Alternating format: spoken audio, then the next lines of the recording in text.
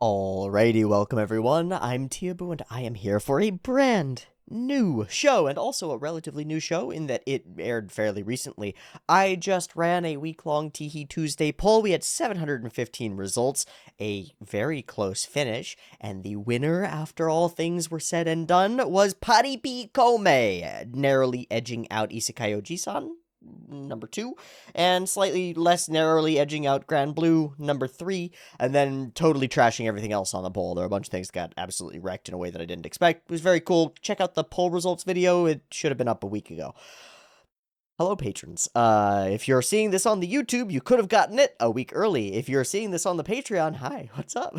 You voted, and this is the result, and this is what you get. I don't know what to expect from this show.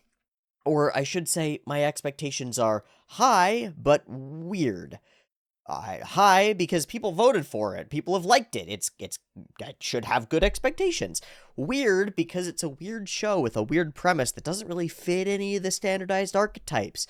And the way that I see it, if you're gonna hit the industry, the market, the audience, with something that they haven't seen before, that's got novelty and power in and of itself, but you really need to sell it. You need to sell it hard. You need to get them intrigued. And you need to prove yourself in the first moments. You need to show that you're capable, that this show is going somewhere, that it's got promise. You want people coming out of this and writing their little reviews in their forum posts saying, wow, what an interesting first episode. Maybe gonna put it on my list. One of the most exciting beginnings to a show that I've seen this season.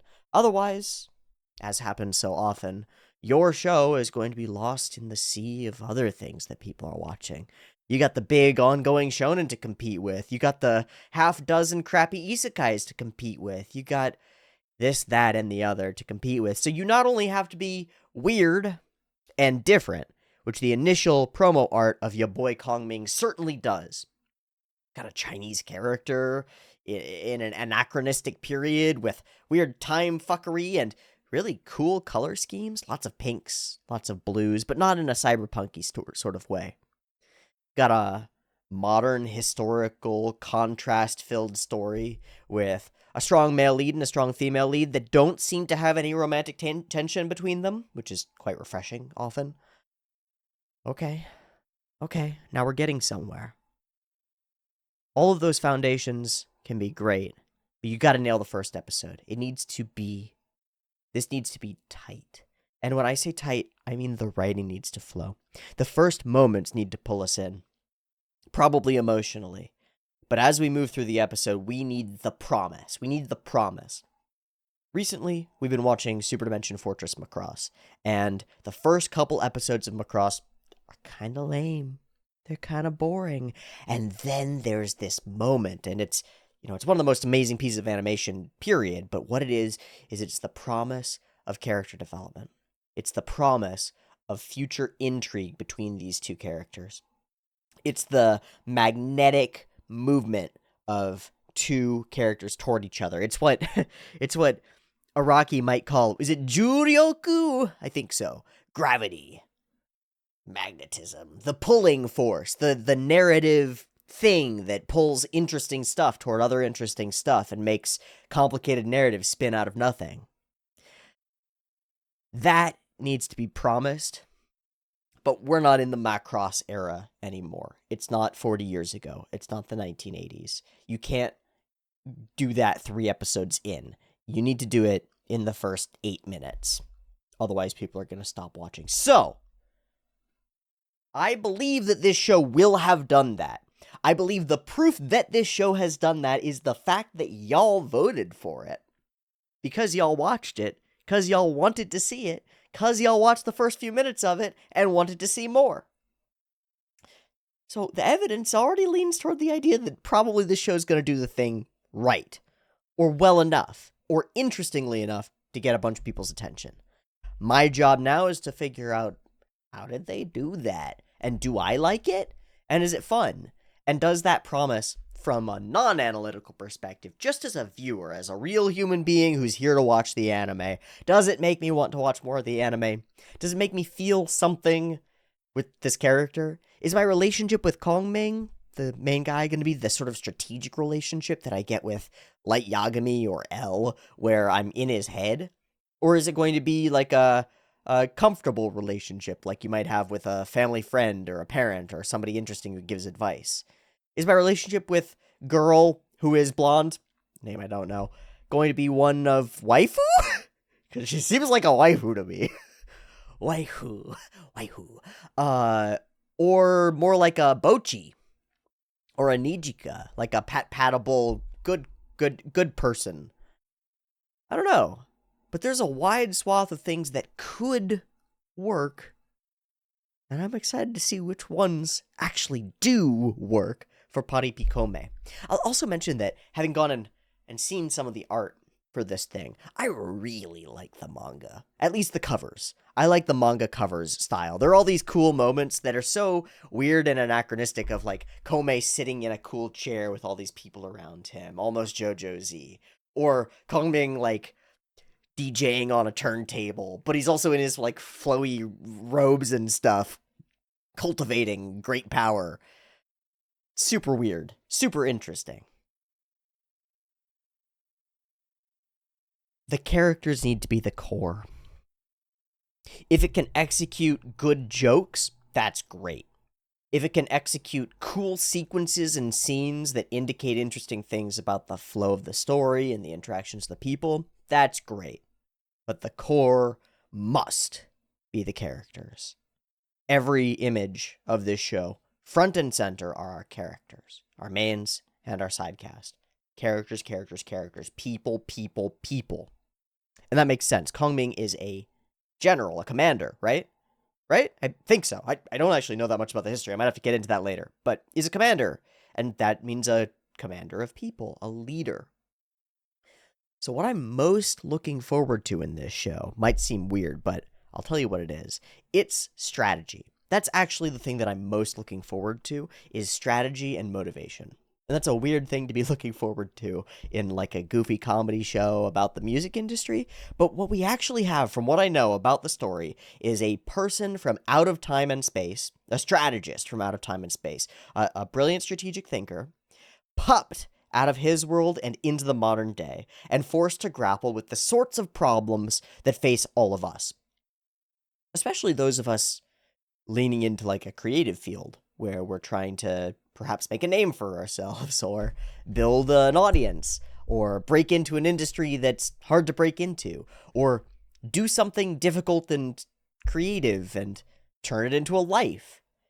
And I expect that it will be Koumei's difference from the norm, his oddity, his anachronism, his out of time, out of place, different ideas and ideals that will enable him, much like a Connecticut Yankee in King Arthur's court, but in reverse, to break through the invisible barriers of norms and expectations that chain all people to their modern normalcy. I used norms twice in that sentence. Chain modern people to their expectations. Something like that.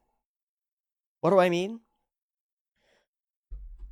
There's all this imagery of Kongming like reaching out to the girl, and she's out there like playing a guitar on the street. So she's doing the sort of the grind set sort of mindset-y thing, right? Where it's like, I'll just do my performances and eventually things will go great. And maybe I'm wrong about it. Maybe it's something different. And Kongming reaches out and shows her some way. What is that way? I don't know. But it might be the way of Confucianism and strategy and stuff. The kind of things that we're sorely lacking in the modern day. And that might be shockingly and interestingly relevant. In the same way that, and this is going to be super weird, in the same way that, like, Dr. Stone explains core technological concepts in a weird world where they don't exist, Kongming might explore and explain core interpersonal, social, and leadership concepts in a world where they don't exist. Because we don't have that sort of training, mostly. And we don't normally look at our industries, our world, in the sort of strategic manner that a strategist might. So I'm interested to get that kind of a perspective on things, and I hope that that will be an element that's there. If not, then I wasted like 2 minutes talking about it and spinning out my ideas about it. But really, that's my real hope, is that there's something actually extractable beyond treating other people in certain ways, beyond the ways that these characters interact and strive for different types of success in their various industries and forms and whatnot. I'm really interested in seeing if there's any of that. Apply one set of principles to an unexpected location with interesting results and demonstrate how that works out in story in a way that might sink into us as the audience and make you think differently about the way you might approach your future. You want to start a business, you want to become a great musician, you want to become a singer, a YouTuber, a creative, a Twitch streamer. Maybe you've got to approach it in a slightly different way. And maybe this creative work about creative works by creative people might have some insight about creativity built in underneath the surface, within the layers of the jokes and the humor and the interplay between the characters and all that jazz. I don't know. But that is what I'm hoping for. That is my whole spiel here at the beginning of Paripi Koumei, and we're about to get into it. As we move on into the show, I will say that for now, at least, there will be 2 versions of every one of these reaction videos. There will be a picture-in-picture version with the video up there, linked in the description down there, and a timer-based version with the video up on the YouTube, and down there, it'll be subtitles here, timer over there, and a beep beep timer to count you down. That version will also have the whole discussion on it, so come back and watch that on this version. And if you'd like early access to all of these videos and all of my videos into the future, please check out the Patreon, where you can get that for as little as $1, and other perks for the more dollars. Super helpful. The only way that this channel makes money. You may notice that there are no ads and no sponsorships on the channel at all, and that is the way I want to keep it. That is the way it should be, and that is the way it is always going to be, as we continue to dive into, discuss, talk about, maybe at extreme length, and learn from the interesting art from the past and the present that we call anime. Let's go ahead and dive on into another one, a piece of art by artistic people about art itself, and maybe about the industries surrounding it. Let's go ahead and dive in and see what Paripi Koumei has for us. I've downloaded the OK Subs version. I hope it's okay. And that's it. Beep beep timer for episode 1 of Paripi Koumei.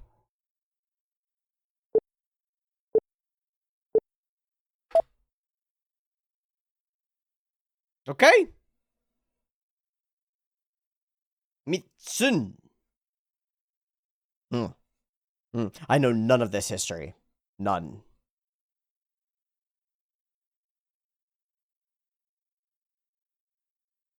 Cool.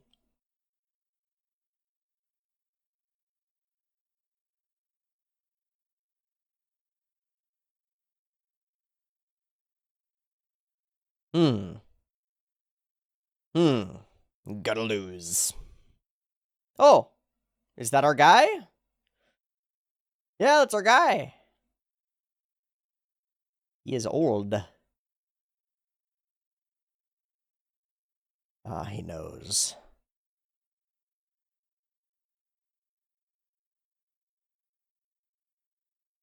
Sees his life before his eyes. Resigned.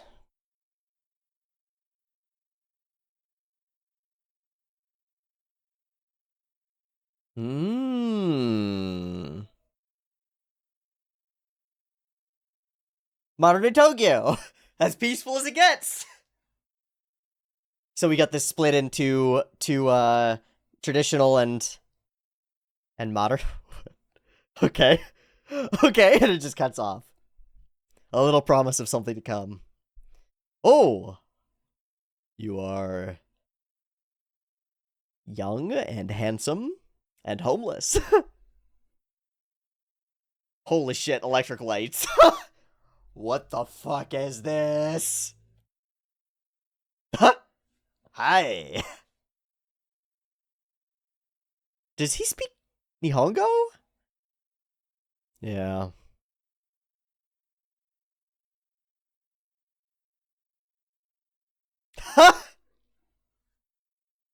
What is it? Is it Halloween? Ah, this is hell. I get it. He thinks he's in hell. And he's in Shibuya. Wow, he's recognized. See, I wouldn't know the history. Whoa. Of course, he doesn't know. Mecha IQ.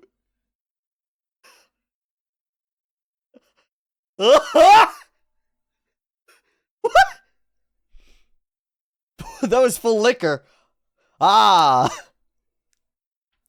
Oh my god. Indeed. You just made so many friends. Indeed, indeed, onward. I'm immediately in. I'm immediately in. It got me. Okay, hold on. Wow, how did it do that? Whoa, no. So that was a no for an audition. Is this girl? That is girl. Waifu. I asked, and I have been answered.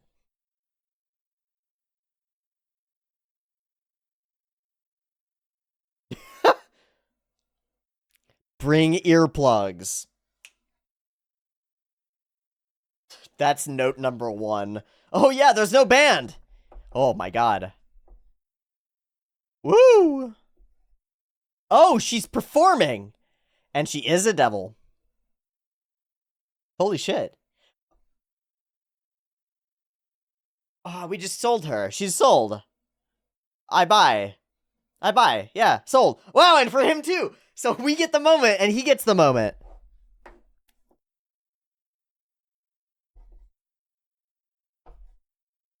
Amazing. Amazing, amazing. So we're in his head, and we experience her as... one person did.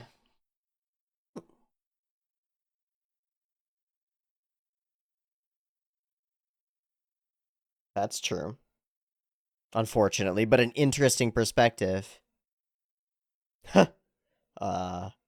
Yeah? He does speak Japanese. Oh. A what?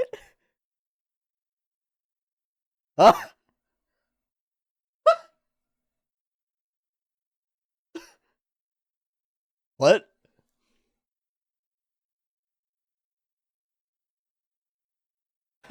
Okay, bye. Have a nice night. Nah, it's not so bad after all. Oh, jeez. It might be bad. It might be bad. Ah, indeed. Hit me. Oh, that's great. That's great. Him. Aww. Aw. Okay, she's really cute. They've got it. And now she's out of character and doubly cute.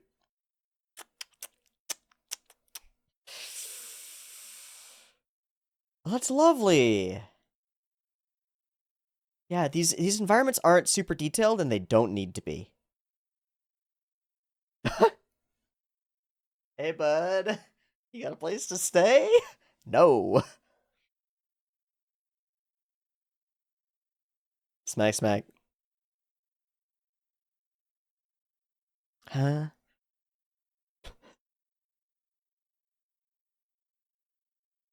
Aww. Ah!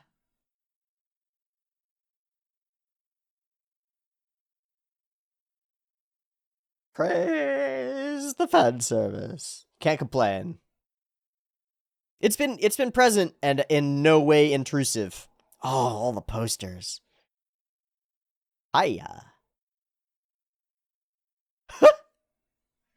Jigoku Taihime. Princess Singer of Hell. Wow, her voice actress is great too. She's got the run to it. Dad who's gone.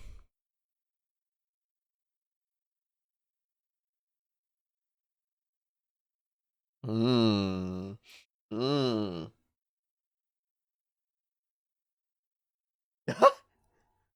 Nani?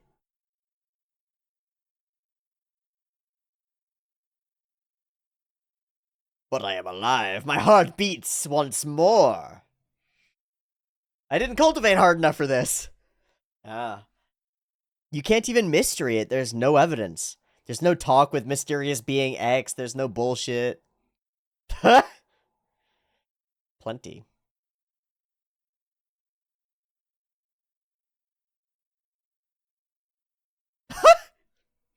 Quote, unify the land for the sake of its people? Yes, let me conquer them all! Courtesy names. I don't have a courtesy name. Yeah. Iko-san.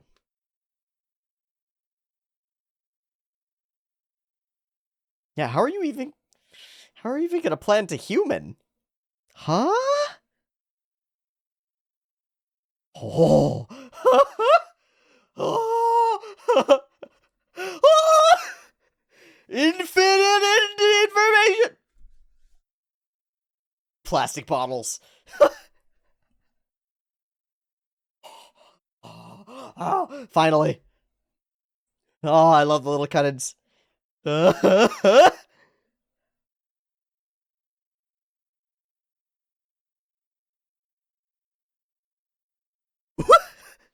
I don't know what that was.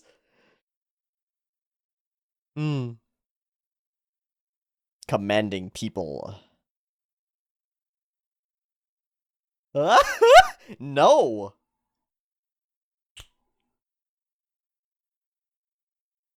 The opposite perspective.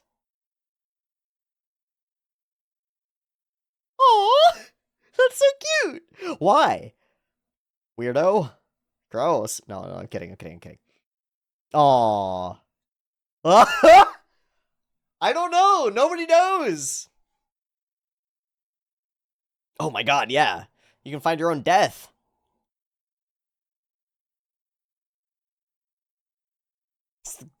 We only have paintings, right? Yeah. Yeah. We gotta hand wave all this stuff, right? Like, it can't actually matter.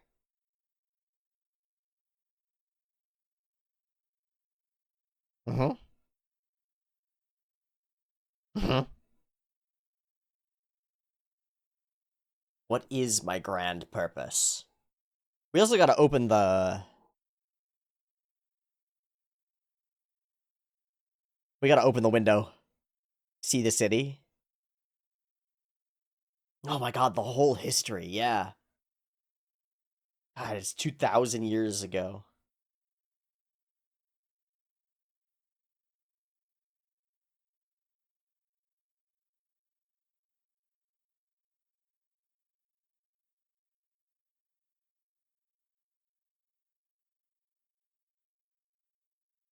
Loss. But then... That's what I was waiting for.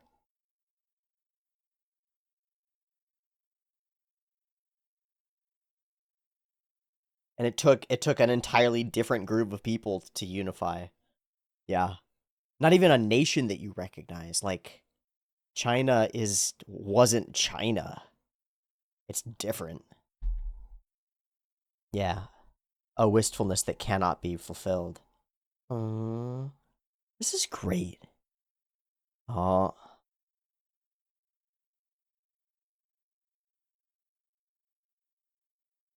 We connect emotionally through the music.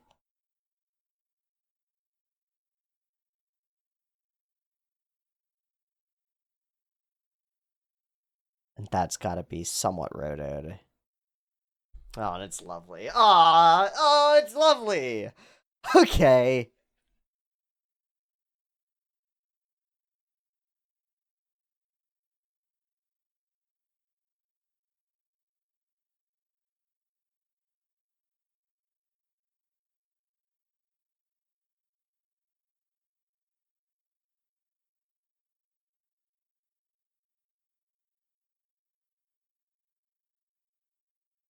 Oh, it's great.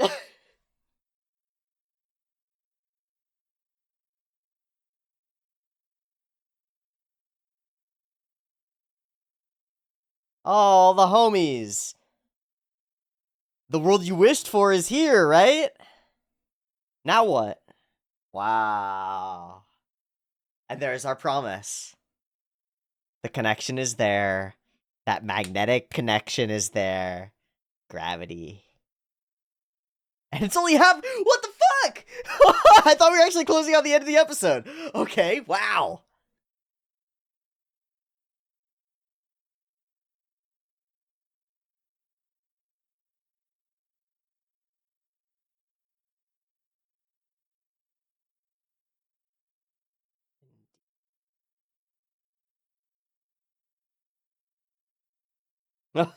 We just skip it. That's great.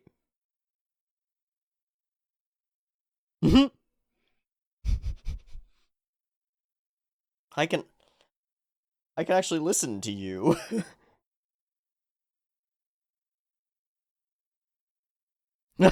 This is weird. Look, the style swaps are continuous. Lovely.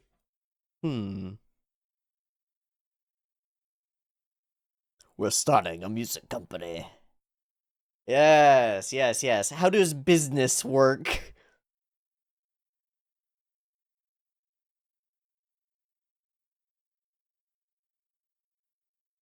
A war chest? Oh, war funds. Oh, oh. I'm not from here, man. Eh? I am Kongming.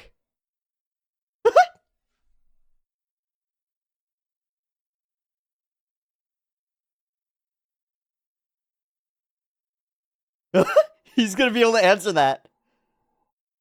No. He actually knows the history, and he's cracked up by it. Whoosh. Why? Why? But he's gonna give an answer that only he could give, right? Huh?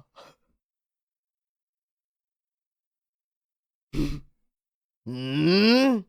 Will he believe? Oh, they'll prove it through Go.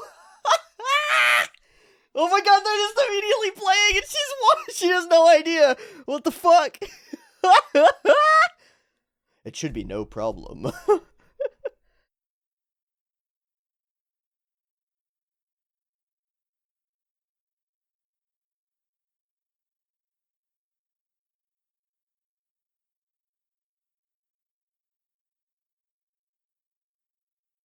And we don't have to care about any of this because we're in her perspective. This is so great. What the fuck?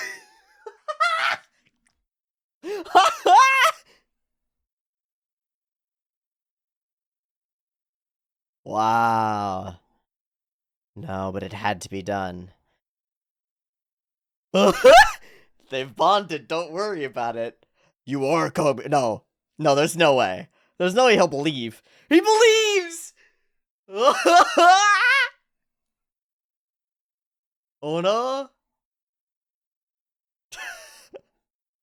He just wants to talk history. Sayuda. Ridiculous. Hey, don't you dare change. He just bends.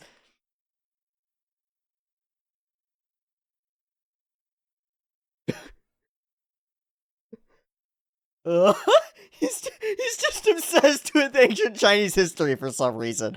That's ridiculous. Is that an aquarium? True.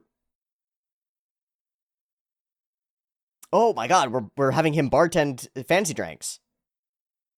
All right, cool. That's a good gig. Mmm. Yeah, totally. This is easy.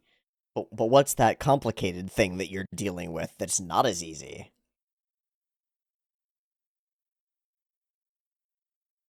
Yeah, we're in the chillin' zone, you know?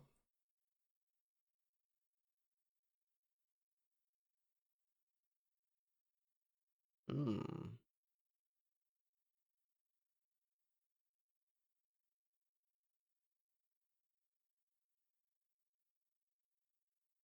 Why is he... Hey! I heard you! That's so funny. That needs to be a running gag. That needs to be a running gag. Hey! Just out of nowhere in a different city. Amazing.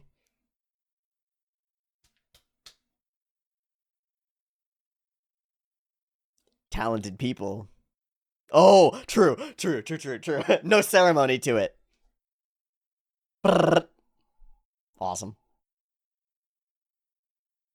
I won't be outdone. And now we team up. Nice. Oh, that's the promise part 2. Look at that. Did you see that? That was teamwork. That's the same principle as working with somebody. Ah.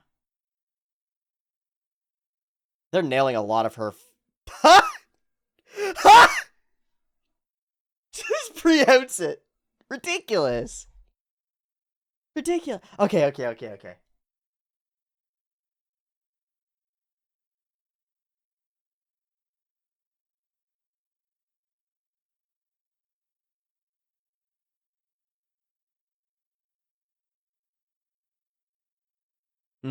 He can relate things to the army in a way that he can understand. That's so useful. Be careful. You've got power. Be careful. I care about her. Cool. That's cool.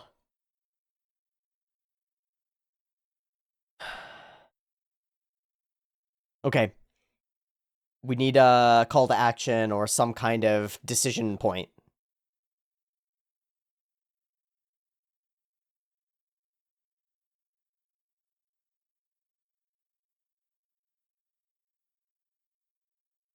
Hmm.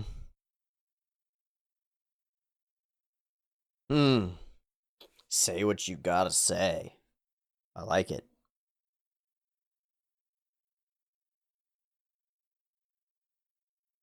Dad. Not what I expected. Oh, geez. Was going to go for suicide. Wow, Ona. Yeah.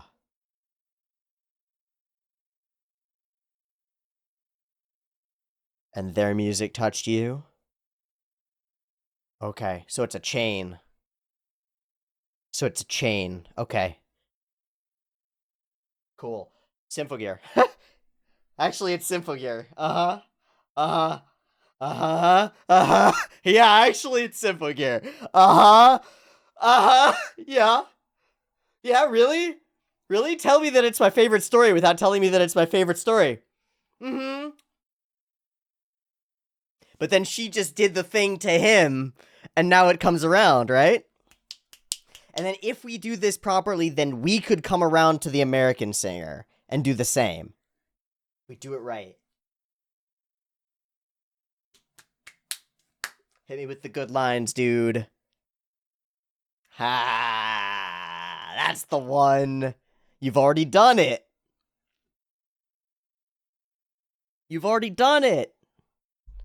Your wish is coming true. What fans? You got one. It's nailing every beat.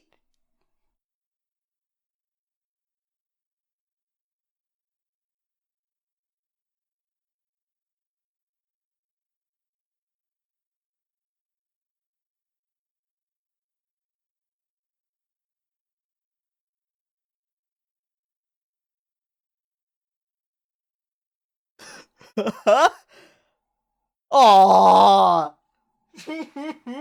I'm gonna make your dreams happen.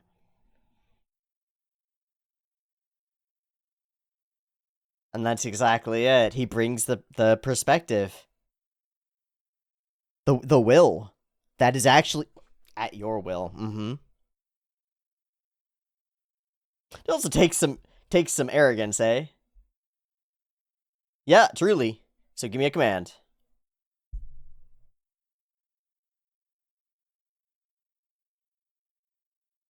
It's funny how that works, isn't it? It's funny how that works, isn't it? That's okay. Oh, that's excellent. I'm stunned. I'm really stunned. Because so many aspects of this should not have worked that well. That was tight.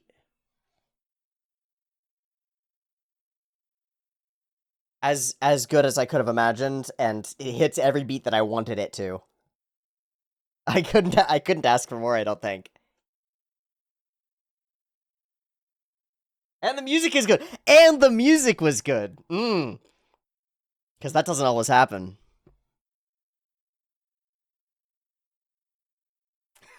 Consider me happy, man. I'm so pleased. Thanks y'all for voting for it. I'm sure that many of the things on the poll would have been great, but I think y'all nailed it.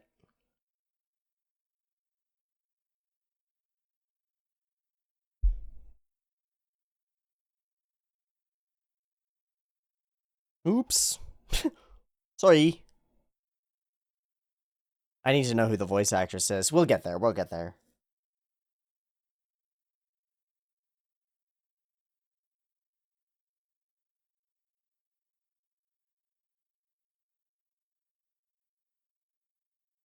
Ah! Tune in next time. No title for next time, but there we are with episode 1 of ya boy Koumei, Kongming. I thought it was excellent. I'm kind of blown away by how tight these 20 minutes were. I said it in between. I actually thought at the 10-minute mark, you can see that I go and I check where we are in the episode because I thought we were wrapping. That's how dense the episode is. That's not to say that it felt like it was going slowly. There's this weird parameter that I have that's like, does the first episode feel like it goes by quickly or slowly? And that's usually an indicator, usually you want it to go by quickly. What happened here was, at that 10-minute mark in the mid, I thought we had done enough. I thought we had done enough to be like, all right, we're probably wrapping episode 1 here soon. No, we were halfway. We were halfway. Whoa. Weird. And that was, again, not to say that it felt like it was going slowly. It just felt, not to say that it felt like it was going slowly. It just felt dense. It felt dense. I love that they've managed to prevent any sort of feeling of missing out when the historical context that doesn't matter that much gets brought up. It doesn't really matter that much, and I appreciate that a lot because I don't want to have to do the history stuff. It just gives us a background and a thing to reach for, a past dream, an unfamiliar ceiling, right? The moon silhouetted against your hand as the shonen protagonist reaches out. But instead, we have a man at the end of his journey reaching out toward a past that has been fulfilling and interesting, but still always wishing that he had done more, had achieved something. And now making a final wish, a wish for a world of peace. And there's a blast as his soul is blasted into modern day Tokyo, and he awakens, reborn anew. It's lovely. It's understatedly comedic. He doesn't understand the humor of his own circumstance. It's fish out of watery, but in a way where he's so confident and competent that he doesn't end up being a dunce or a fool, which is one way that these stories often go. He ends up being much more Connecticut Yankee in King Arthur's Court-y, which is the second time that I brought it up because it's Twain. It's one of the best examples of this sort of an anachronistic strategist thinker in a different realm. We just have it in a time-reversed manner. And just as I had hoped, it's obvious that his odd perspective will be highly useful in this world. Now, he's gotten lucky in certain ways, right? He's found the opportunity that Eiko is, and he's found this manager guy who happens to be obsessed with his particular period of history, and all those things all line up in a narratively compelling, gravitationally aligned, magnetically organized sort of way. But still, it makes the argument, I think, pretty well. Even the framing is good. Even the framing is good. It really is, and it's understated all the way through. Very rarely in the episode, with one major exception being the sequence where Eiko plays acoustically in their apartment, or in her apartment. That might be the only exception. At no other point during the entire episode does it feel, oh, how do I put this? Overplanned, overshot, intentional. It's something that I think pervades modern anime, and not in a great way. And it is the over intriguingness and correctness of shots and shot composition. I've been noticing it as I read modern manga and comics, but also as I've been watching more modern shows. There's this tendency for every frame to be as dynamic as it can be. And every frame is framed properly on thirds, and like every shot is Stanley Kubrick level intrigue and weird hallways and cool design. I love all that stuff. Love all the artsy designs and the over planning of shots. Love it. It's great. It's cool. Love cool shots that look cool and do something to the scene and evoke some emotion or some concept or something like that. But when it's every shot, one after another, it's really cloying. It's really overwhelming. It's like a good smell, but everywhere all the time. It's like, I don't want every shot to have maximum emotional quantity to it. I don't need it. And neither do you. None of us do. What we actually want is variation. We want our peaks and our powerful moments to be accented, and we want our normal moments to not. That way the peaks feel like peaks, and the valleys feel like valleys, and there's flow to it. And here, in episode 1 of Paripi Koumei, there are a lot of opportunities to make all of these shots as over-dramatic and nonsensically so as possible.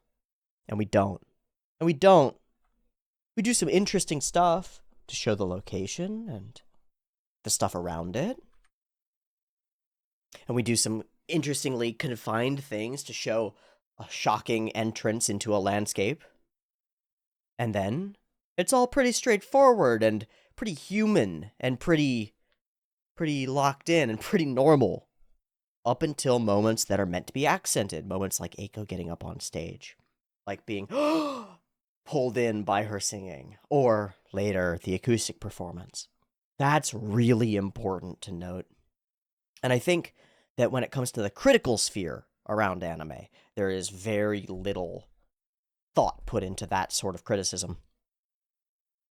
There's a lot of critique of media that is just, did this show apply the things that I read in my textbooks? And if so, it's good. Whether I liked it or felt good about it or not. Were all the shots really cool and dynamic? If so, I'll say that all the shots were really cool and dynamic. And that's meant to be good, I think. I don't really know what's good. I don't have an opinion. I don't have opinions. I just have the textbooks that I've read, right? I like the flow of this episode. Part of the reason that I like the flow of this episode is because not every shot is overdone, overthought, overpoignant. Not every joke is overstated. A lot of the jokes in the episode, the funniest bits and most interesting pieces, are actually deeply understated little gags. For example, Koumei pulls out a fuzzy navel and it's on the table before the guy's even finished ordering, right? Because he's so good as a bartender that he knew what your drink order was before you ordered it and already put it down. But it's more than that, because it actually has to do mostly with the conversation that he just had, and the fact that Kongming is now entirely 100% strategically focused on the fact that Eiko's about to be up on stage. He doesn't give a fuck about you or your drink order. That's background noise to him. Now he's focused. It does, like, triple duty in that little tiny understated half a second of a scene. It's excellent. Or all the facial expressions that Eiko has on her face when the manager, the owner guy, and Kongming are playing Go. Is it Go? It's Go. Are playing Go and talking back and forth about all this history stuff. She's giving all these faces like, what the heck are y'all talking about? And it's cracking me up the whole time. Why? It's like an understated humorous element. It's goofy. And I feel like I vibe with her in that moment because I don't know what they're talking about either. But all of that gets conveyed and expressed in exactly the fidelity that's necessary. There isn't too much bandwidth for it, right? It's not overdoing the joke. It's not trying to force feed the jokes down you. It doesn't care. It's just going. It's going to hit its own beats. It's going to flow with its own flow, and you're invited to come along for the ride. You're not forced to. You're not pushed. You're invited to come along for the ride. And that's exactly how it should be, and I really like it. The whole sequence as he imagines that he is in hell, I think is great. It's exactly what I would think. There are a dozen opportunities or dozens of instances throughout this episode where I said a thing that I thought would be the best joke in the moment, and then immediately, seconds later, that is the exact line that gets said. Some people would say, "Aw, that's bad, it's predictable." I disagree. I think what it is that it's telling the right jokes. That's it. And that might sound arrogant, but in the context, I'll say that I'll be a little bit arrogant here. There are simple jokes, and simple jokes are simple, and you don't need to overcomplicate them. And it can be a great joy when what you expect to be the joke is not the joke. But it can also be a great joy when what you expect to be the joke is the joke. Why did the chicken cross the road? To get to the other side. Why did the chicken cross the playground? To get to the other slide. You might be able to figure out the joke, but you don't want somebody to, like, tell you a joke that doesn't make any sense. So, what I mean to say is that I was able to predict so many jokes is not really an indication of my own skill at predicting. Not really. It's an indication of an understanding of tropes and the way that these jokes could flow and should flow, and that I think they might flow, and so I throw it out there, and the show actually follows up. Setup, payoff, setup, payoff. If it's an obvious setup and an obvious payoff and it pays off properly, that's good. That's good. That's good. We like that. We like it. We like it a lot. It's really fun. And when they actually happen to be humorous jokes, this is genuinely funny to me. It's not just fish out of watery, it's like, it's absurdist and silly and good, and it leads him down a rabbit hole of insanity for the night in a way that makes perfect sense. I really like it. I like the jokes. I also like the less funny setups of things. This world is hard. Getting a lot of no's. Rough. I also think that this introduction to the character is pretty lovely. It's very sexy. It's very sexy. Her outfit is very sexy in moment. We pan up to her. But it's laden with expressiveness. It's laden with emotion. Putting on the brave face. Stepping forward regardless. And her hair goes past us. Hey, we brought Kongming with us, woo! And now we create the contrast, the ear-splitting din, straight into the other side of things. Recommendation. Just gonna recommend this. I bought earplugs for concerts. I bring them to concerts. I actually had to buy a new pack because I bought some reusable ones that have the little hole in the center that are meant to just filter out some of the audio, and I've been using those. And for like $4, you can get a 6-pack of wax earplugs. Get a pack of those. Take them to your concerts.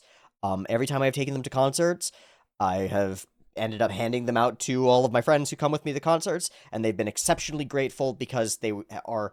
The way to think about it is, even if you don't give a fuck about safety, and a lot of people don't. A lot of people are like, fuck safety, I don't care. You can get closer to the stage. It's really fun. It's, like, really fun to be able to put in beefy earplugs and go right up in front of the speakers and get your whole body just inundated with the music and be right up there like, hi, to the band members who all have earplugs in or headphones in for their direct audio. And just hang out and dance it out in front of the stage. It's great. It's great. Couple bucks every concert for some earplugs. It's great. Fantastic. Alternatively, this is just for free. Would you like a business opportunity? Here's my recommendation. Buy 100 pairs of earplugs and sell them for $5 a pair, $2 a pair, $3 a pair at a festival or something. That's it. That's it. Put them in little baggies, sell them in pairs, buy them in bulk, sell them for more than you paid. The whole business. Just do it. People show up at these concerts all the time and they don't have fucking earplugs. And immediately if you show them earplugs, they go, oh, that would be great. What a great idea. I should have thought of that. And they should have. And they're willing to pay for it. So just letting you know. I may be dead in body, but it still stings to my core. Yes, indeed. Very loud. What is this horrible noise? And we have our hone-in moment. I actually want to see this, so I'll cut it out. Wow, that's so fun. That's so fun. I really like that little build-up. And we cut in, we cut in, and we cut in. And then she begins, and it's snapped right into it. And we get the same experience that Kongming does. This being blown away by a performance. It's great. They do all of the audio mixing around it really well to give us that sort of a feeling. I'm gonna watch it for a sec, so I'll cut this out. Yeah. I just want to hold right there. That center, like, big eyes, bam, and we're gonna pull right out from it. So it's all face, expression, smile, bam. This is the first time that we see this character's face. Right? So we get Kongming's whole perspective on her. We get this little, I wonder, bam! And there she is, and she's smiling right at you, and she's pointing right at you, and she's looking right at you with big, bright eyes. And you're in love. It's done! It's over! You're trapped. Get wrecked, buddy. Poof! It's lovely. It's lovely. And PA Works knows what they're doing. I think that the sell for me happens when she stomps down in the next frame. If you watch Bochi with me, you know how I feel about stomps, but it's right here. Bam, there. Got all the camera movement good. I believe the promise of her ability as a performer is fulfilled, right? And so, like Kongming, I want to see her on the big stage. To the Budokan we go, right? Gives us that same sort of, yeah, that's the idol that I'm rooting for. She's hyper-expressive. The whole sequence is really potent, and we whip it around and bring it into Kongming, as she says, I steal your heart, and it is true. And he is awash, a songstress of hell. Indeed, it is glorious. Understatedly sexy. I dig it. I can't say that it's not Savisu, because it is. This is a sexy character who's being sexy. There isn't enough here to feel gazy or not. In no way, I'm just going to mention it flat, because it might change in the future. At no point in any way did I feel uncomfortable with the nature of sexualizing this character. I just don't feel uncomfortable with it. I suppose part of that is that it's a performance, right? So that's part of it. But I don't know. Pivotal emotional contrast. The difference between our characters' perspectives. Nobody even listened to my song. Maybe I just don't have talent. It's a hard industry. A lot of industries are. It's really easy to hit that wall and give up if nobody believes in you. Somebody believes in her. But the line that matters is, he says you're trying your best, and she says, talent isn't something you get by trying your best. And we're going to hear this same exact line with the negative removed slightly later from Kongming. He doesn't hear her saying this, right? That's what's pivotal, what's crucial. He doesn't hear her saying this. He's not contradicting her actively, not intentionally, but he is contradicting her as it happens a little bit later. So very much look forward to talking that through once we get there. Talent isn't something you get by trying your best. Talent is something innate that you either have or you don't, and your life is predetermined. Right? Wrong. Fucking bullshit. Hardcore bullshit. Or is it? Well, it's a classic question in anime, isn't it? It's Sasuke and Naruto. Talent versus hard work. Right? But at the end of things, which one wins?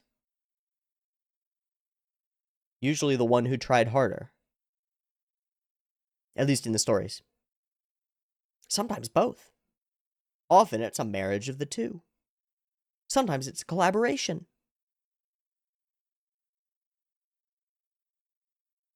But she's right on some perspective. There is an innate limit that everybody has in whatever field. And to some extent, that limit might be set in stone. You're only ever going to be so fast. And Usain Bolt was born with body mechanics that are slightly better than yours. Sorry. Or if you're like me and short, like way better than yours, right? I'm always going to be able to lift pound for pound more weight than my roommate. Why? Because I have a different femur length ratio than he does. When it comes to squat or deadlift, I'm always going to be able to outlift him pound for pound, no matter what. Unless I stop working and he keeps working out. That's the only difference. Talent isn't something you get by trying your best. No, but you can get pretty close. You can max out your capacity. You can often improve your capacity beyond your wildest expectations. And you certainly don't get anything by not trying your best. Those are just my slew of initial responses to this perspective. I understand her struggle here. It can suck to feel like you're trying as hard as you can and getting no recognition. My God, that can be brutal. And so we from the outside seeing this lovely girl get up and do a lovely performance is all wonderful. But if it doesn't convert into the things that she judges as being important for success, then she's not going to do it for much longer. And so she needs a little bit of inspiration. And he just happens to be right there. Excuse me, you're fucking dope. Her little facial expressions as she interacts with him are really cool. It's this layer of semi-professionalism and expectation, a little bit of curiosity and like, who the hell are you? But mostly just kind of dejected and not interested. Guide me further! Maybe there is something better to do here, and we'll chug this tequila. So that comes around, and then it comes around, and she sees him, and, Shogunai, I guess I can't help it. And we cut to, and she's in the shower. Again, a little bit savisui, but also just normal. And she brings him home, and I guess carries him? Fucking awesome. Saved your life. Where am I? And I think that the whole sequence of getting you caught up to the modern era is really well done. The best part of it to me was, what the fuck is this? So rarely in these sort of anachronistic moments do we really spend the time to have a character just like boggled by the smallest piece of technology, right? You hand him a water bottle. Nothing like that has ever existed. It's clear. It's solid, but not completely. It's not glass. Even glass isn't as clear as plastic. What the fuck? Magic, right? Like, you take a pet bottle, a pet bottle to this era, and it's worth millions. It's like, what the fuck? Magic artifact from the gods is what that is. You've got the emperor sitting there with his, like, his adorned ribbon entwined plastic bottle, like, my lord, we have the great chalice unto you. It is resealable. Wow! Magic. Right. So I will use my intellect to aim to unify the land for the sake of its people in today's world as well. The same perspective, which is pretty cool and pretty interesting. Simplification. This is something that I think is really important to mention right now. These characters have a wide range. From very detailed, I think the most poignant example is the acoustic sequence when she sings. That's a little bit over-detailed, though. Even so, just a little bit out from there, a detailed Kongming, shiny eyes, gradations in his beard, intricacy, right? Complicated character designs. And then we go extreme flat, chibi, goofy for intercut jokes. But then for more simple conversations like this, or the ability to become very expressive or goofy, what kind of book is this? Whoa! Were very flat. Very little shading in the beard, very straightforward, very simplified, and it's good because then you can be very expressive with the characters, right? His cloak it's just blue. It's not intertwined patterns and stuff. Much simpler, means much more expressive. And the quality of character design is such that you almost don't even notice the flow as they go from most complicated designs to least complicated designs. It's just natural. When it should be a goofy, jokey moment, they're less complicated. When they should be silent and calm and thoughtful and emotionally like distinct, then they're more complicated. It's really cool. It's really cool. There are a lot of shows that do not get this right. There are a lot of shows where it feels jarring and bad and wrong when your complicated, detailed characters are suddenly goofy chibis and you hate it. It's like, what the fuck? Hell, Kimetsu no Yaiba does this poorly compared to this. Compared to this, Kimetsu no Yaiba does it super poorly. The jump into chibi characters is always really weird and, like, doesn't fit with the backgrounds or the environments really well. It's, like, strange. This is great. All this understated craft stuff that's in this show is really, really good. Kind of like Bocchi. Actually, better than Bocchi in some ways, I think, so far. Not certain yet. We've only seen the first episode. Also, it's a first episode. Often there's more budget in the first episode. But in the same way as Bocchi, it's the understatement that manages to convey so well. It's really potent. Really potent. What does it mean? What does it mean? What does it mean? What does it mean? And she gets very frustrated. It's lovely. No, I don't want to. I don't want to. And he says, talent is not something with which one is born. Huh? And she doesn't even, like, really, it's not like, oh, he said the thing that I said before. We don't emphasize it at all. It's understated again. Talent, I believe it is developed through learning. And she's sort of, like, half listening. Like, she wants to listen in, but she's not sure. And the not character acting, the body language is right on. I believe that it is developed through learning. And he's using it in his own perspective. I will gain more wisdom, right? Talent, you can look at me and say, what a talented person. But my perspective is that I gained that talent as wisdom through effort and practice and doing, right? So don't call me talented. I'm a hard worker, is kind of his perspective. And should I gain it, I will use it for your benefit. So please give me whatever wisdom you can. And she does, and regrets it immediately. Why do you keep asking me things?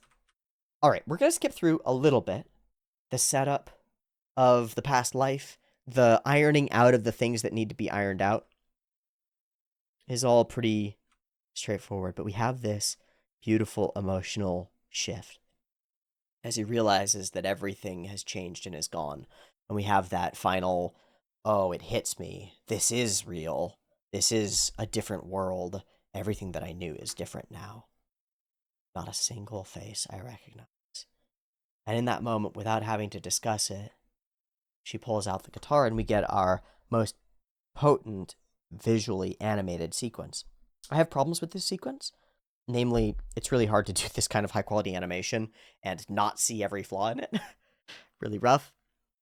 Especially when you're trying to sync it to a singer. Those flaws are minimal, though. The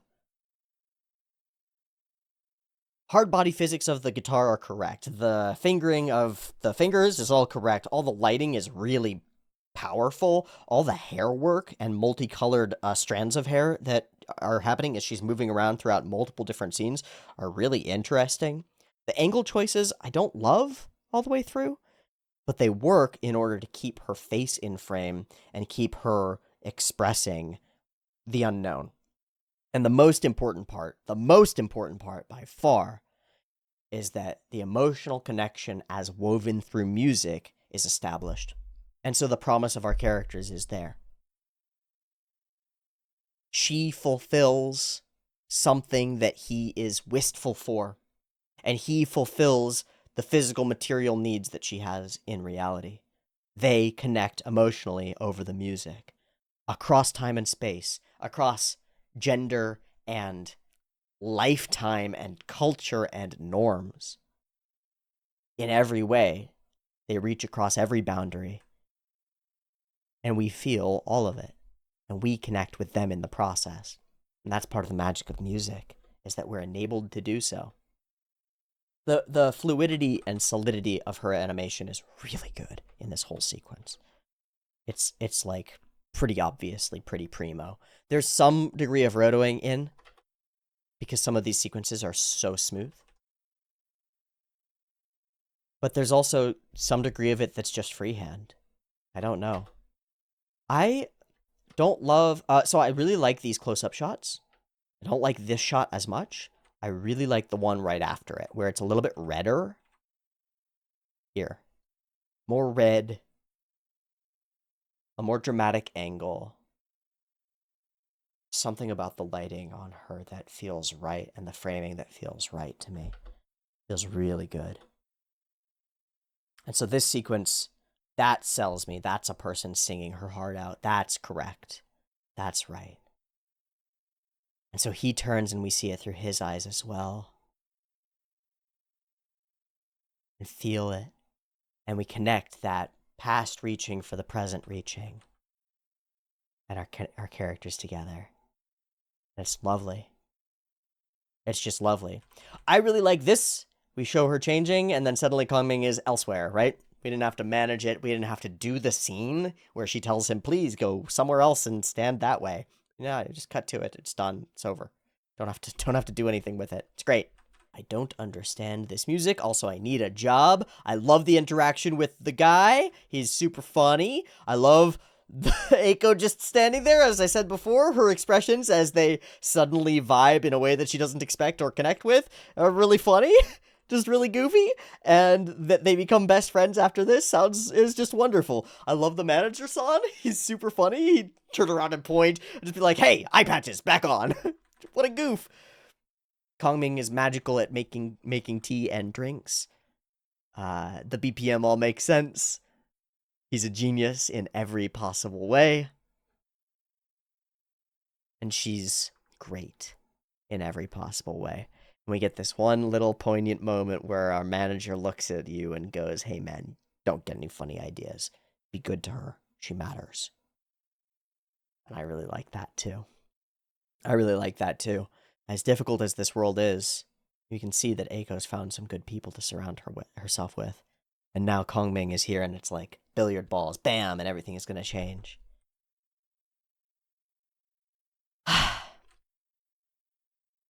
Life is short. Express what you need to while you can. And so I will say to you, first off, I'll ask why you wanted to get into music. And it's quick. It's quick, but it's the deeply suicidal backstory. And she was touched by music, and so she musics, and her music touches others, and so they music, and now they, in the form of Kongming, are bringing it right back to her. And I do think there is a potential to bring that back and have a conversation or some kind of communication with that initial singer who inspired her from America and bring it all back together. But I'm not going to hold my breath for it. The setup, the chain of this person inspired that person inspires other people because they choose to. This is the part of the episode where I said, it's Sympho Gear, because it is. Tell me that you're going to tell me my favorite story. That's what it just did. One person inspires other people to take actions that might inspire other people. Repeat. My favorite story. It's my favorite story. Hero's journey is all great, but what I want in a hero's journey is for the hero to realize that they can inspire other people, and that's their yes in the hero's journey. All the descent into chaos is to understand what chaos means, and how the pit feels. And then the ascent back out of it is with the knowledge of how to get out. And then the next step is to teach, is to share, is to inspire, is to tell that story. And sing up on stage, perform, and show that others can do the same thing. To show that as scary as the pit is, we can get through it together. To reach out through song, through art, communication, through humanity. through real connection and pull others up with you. Because the magical thing about people, the magical thing about art and creativity is that it's not a zero-sum game. You can help others without losing, and you can help yourself without taking. You can gain and they can gain at the same time, and there are very few businesses that work that way, where you can just purely be positive, generative, and creative without any exploitation or taking. That's pretty cool. Let alone a business or a world or a way of being or a way of living that can have a ripple effect and inspire others to do the same obviously, patently, genuinely good thing. That's cool, and that's why it's my favorite story, and that's why I am deeply pleased to see that it is at the core of this story too. I feel like I don't have any talent. I feel, even though I wanted to help others with my music, I feel like it's not working, and Kongming gets to stand there and say, "What are you talking about? I'm the evidence. I'm the result. It's working. And now I'm gonna turn around and help you back." And that's what we would all hope for. If the world is just, and it might not be, but if the world is just, that if you do something great and it saves someone like this, maybe that'll come around. I like it. Like I have any fans. Oh no. No matter what may come, no matter how difficult the road, I will move heaven and earth to assist you. Gosh, you're not playing fair. You're making me want to do my best. And his response is, I could ask for nothing more. And so, as we wrap the episode, and we are wrapping the episode here, I leave you with that, because that's what I want too. That's what I want too. This show, so far, has made me want to do my best. And it makes me want to make you do your best. You know what I mean? Ganbatte! Ganbarimasu. Let's go. A positive worldview? A world where you can inspire others to achieve what they want? I'm into it. And I, Teeaboo, will move heaven and earth. No. But I will watch the rest of the show, and I will enjoy the hell out of it as we do. Thanks so much for joining me for episode 1 of your boy Kongming. It was better than I could have expected. I'm very pleased. Thanks so much for voting for it. Let me know if you've got any thoughts in the comments. If there are any interesting ones, I might read them out come next week. Early access on the Patreon. If you want next week's episode 2, it'll be up there. And that'll be it. Thanks so much for watching. I'll see you next time for more Paripi Koumei. Much love from me to you. And as Teeaboo, I'm signing off. Thanks for watching. Peace.